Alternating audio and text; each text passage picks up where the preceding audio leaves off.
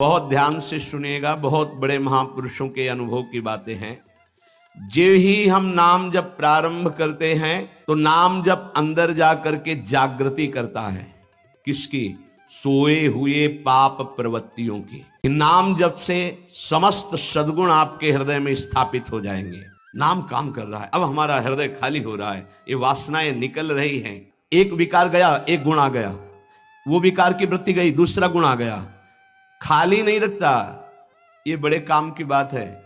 जैसे जैसे नाम जब चलेगा, दुर्गुण, दुराचार, दुर्विचार, पाप प्रवृत्ति खाली हुई, उतने में सद्गुण सदाचार आके बैठ गया कि अब दोबारा उसको जगह नहीं मिलेगी। किसको? जो नाम जपने के साथ नाम का ध्यान करता है या नाम जपने के साथ रूप का ध्यान करता है। हरिवंश महाप्रभु ने दोनों बातें कही। राधा वल्लभ लाल को हृदय ध्यान और मुख नाम, बहुत जोर का है ये बात। अब तो एक एक नाम के साथ उसको स्वाद मिलने लगा और दिव्य स्वरूप भगवान का उसके हृदय में झलकने लगा। जब कोई उपासक नाम के बल से पाप करने लगता है, ये तो ध्यान दीजिए कि नाम में सर्व पाप नाशक शक्ति विराजमान है। त्रिभुवन में कोई भी ऐसा पापी नहीं है जो पवित्र होकर भगवत प्राप्ति न कर सके। इस शब्द को लिख लो, क्योंकि बहुत लोग ये प्रश्न करते हैं आकर कि हमसे ऐसे पाप हो गए कि हमारी भी पाप मोचन हो जाएगा, भगवत प्राप्ति हो जाएगी, पक्का हो जाएगी। पर शर्त है, अब लो निशानी अपना, आज तक की आप नहीं करूंगा, ये शर्त होती है इसमें। अगर फिर तो प्लस हो जाएगा पीछे से, और अगर नहीं तो सब भस्म हो जाएगा। भगवान नाम में स्वाभाविक सर्व पाप नाशक शक्ति है, तथापि इसका यह अर्थ नहीं कि आप नाम के सहारे पाप करना शुरू कर दें। भगवान नाम जैसी परम पावन शक्ति का प्रयोग इस पापाचरण में ना करें कि नाम से पाप नष्ट हो जाते हैं, हम खूब पाप करें और नाम जप कर लेंगे। अगर ऐसी भूल की तो आपको भयंकर दंड मिलेगा, नामापराध लागू हो जाएगा आपके ऊपर। नाम के सहारे, नाम की ओट से पाप करना। आप नाम स्मरण का व्रत लिए हैं और नाम महिमा सुनी है कि सर्व पाप नाशक है, और आप उत्साहित होकर नवीन नवीन पाप करते हैं और फिर नाम के द्वारा उसे भस्म करना चाहते तो नहीं होगा। अभी तक जो हुआ और अनजाने में चूक हो जाए उसके लिए कोई प्रायश्चित अलग से करने की जरूरत नहीं, नाम तुम्हारे उस पाप को भस्म कर देगा। लेकिन प्रमाद से जानबूझ करके जो पाप करता है नाम की ओट में, तो नामनो बलाद यस्य ही पाप बुद्धिर न विद्यते तस्य अमैर ही शुद्धि। ऐसे की शुद्धि यमराज नरक में ले जाकर करते हैं नाम जापक की। कौन नाम जापक? जो नाम के सहारे नवीन नवीन पाप कर रहा है कि खूब पाप कर लेते हैं और शाम के माला दो माला जप लेंगे, एक नाम इतनी सामर्थ्य रखता है कि सब पाप भस्म हो जाएंगे।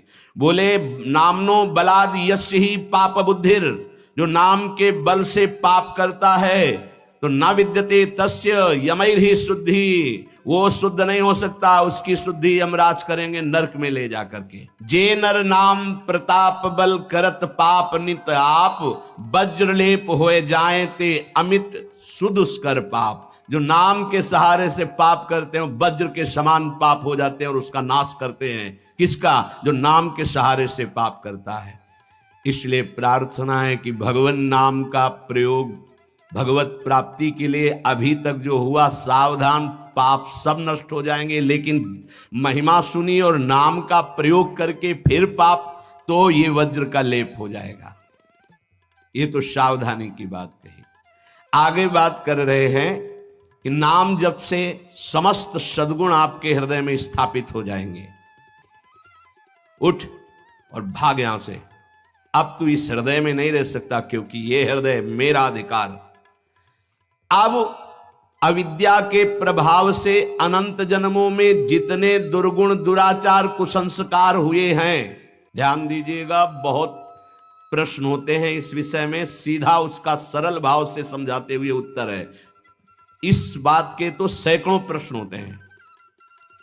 जब कोई साधक नाम जब प्रारंभ करता है, नाम जाकर के अंदर ज्ञान जागृति नहीं करता प्रारंभ में, सुप्त वासना प्रवृत्तियां जो छुपी उनको जागृत करता है।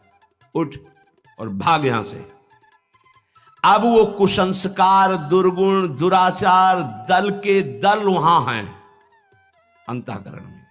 जैसे जैसे साधक नाम जब बढ़ाता है वैसे वो अपने बल के साथ प्रकट होते हैं। परमार्थ का साधक यदि सत्संगी नहीं हुआ तो वो समझता है कि ये तो बहुत बड़ा विघ्न सामने उपस्थित हो गया, हृदय जल रहा है और पाप वासनाएं इतनी बढ़ती जा रही। साधक में प्रारंभ में इनका परिचय ना होने के कारण वो पराजित होने लगता है कि अब तो बहुत गंदी बातें आ रही हैं, भजन रोक दो। अतएव साधक घबराए नहीं, इन विकारों के अधीन न हो, नाम जप रूपी परम साधन छोड़े नहीं। बिल्कुल मंगलमयी बात समझ लो, ये बात कई बार हो चुकी है, पर जो लिखा हुआ है उसे सुनोगे तो ज्यादा विश्वास हो सकता है, वैसे लगेगा ये अपने मन से कहते हैं। साधक प्रारंभ में पराजित करने की सामर्थ्य नहीं रखता, अतएव घबरा करके इनका परिचय ना जानने के कारण वो या तो इनके अधीन होकर फिर गलत कार्य करने लगता है या भयभीत होकर साधन नाम जप करना छोड़ देता है।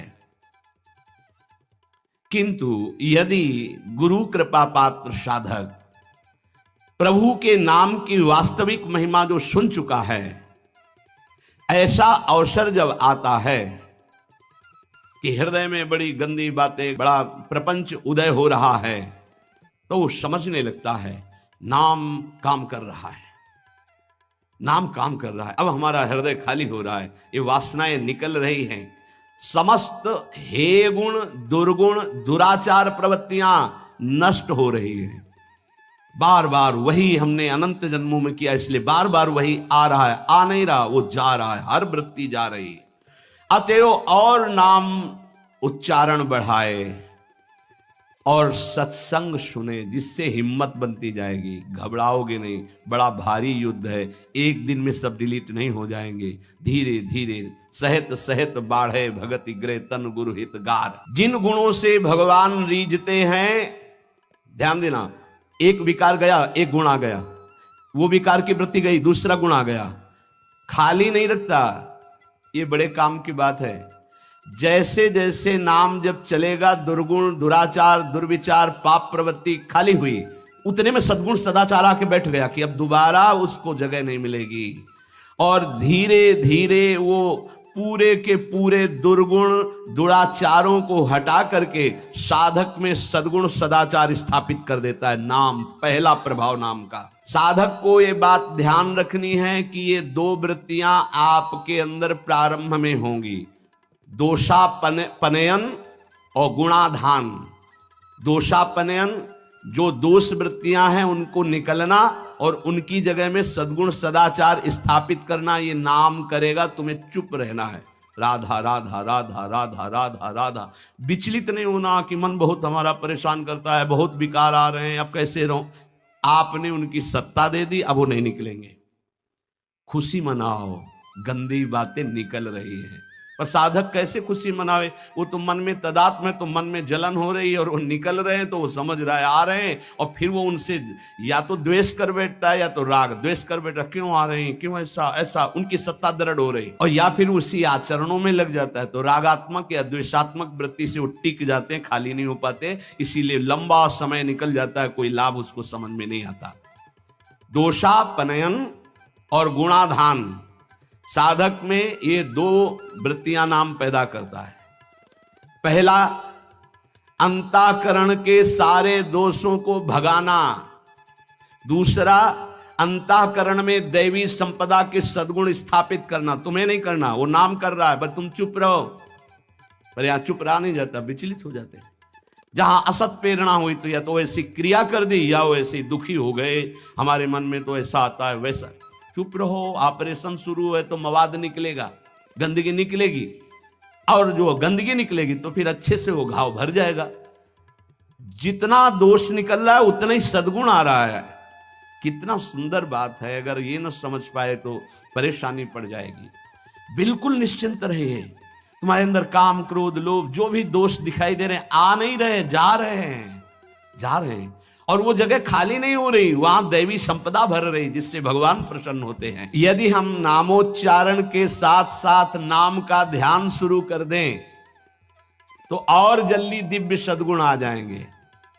ध्यान दीजिए, यदि हम नाम जपने के साथ साथ नाम का ध्यान शुरू कर दें, ना कभी नाम